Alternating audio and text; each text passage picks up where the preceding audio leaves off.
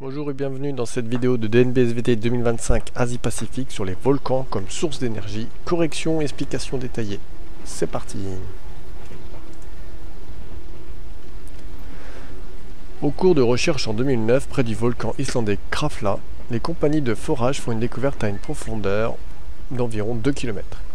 Ils viennent par hasard de traverser la chambre magmatique du volcan. D'ici 2026, des scientifiques tenteront d'obtenir les premières mesures au sein d'une chambre magmatique et de découvrir une source d'énergie géothermique potentiellement quasi illimitée. On a un document 1, une carte géologique de l'Islande et localisation du volcan Krafla. Question 1 pour 6 points. À l'aide du document 1 et de vos connaissances, répondez aux questions au QCM situé en annexe. L'Islande se trouve, donc si on regarde la carte, l'Islande se trouve à cheval sur les plaques nord-américaines et euro-asiatiques. Question 1-2.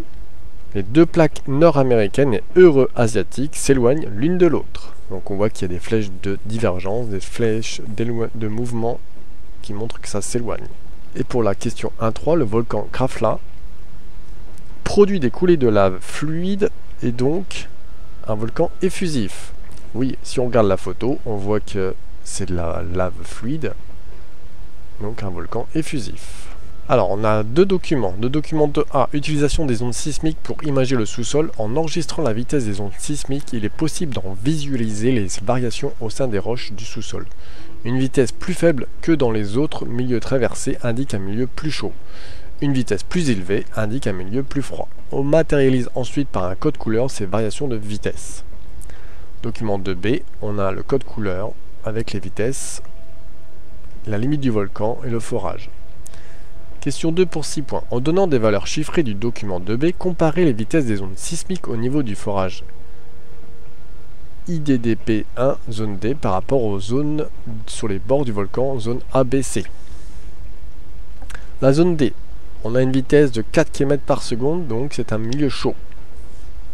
Milieu chaud parce que ça ne va pas très vite.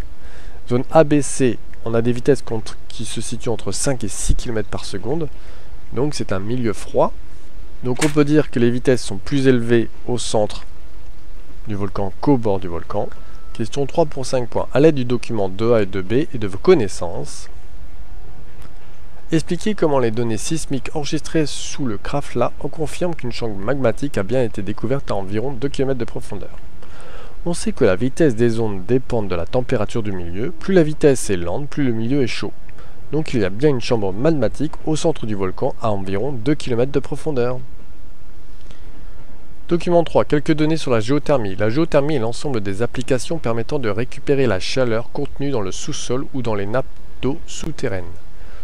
Consommation d'énergie en Islande.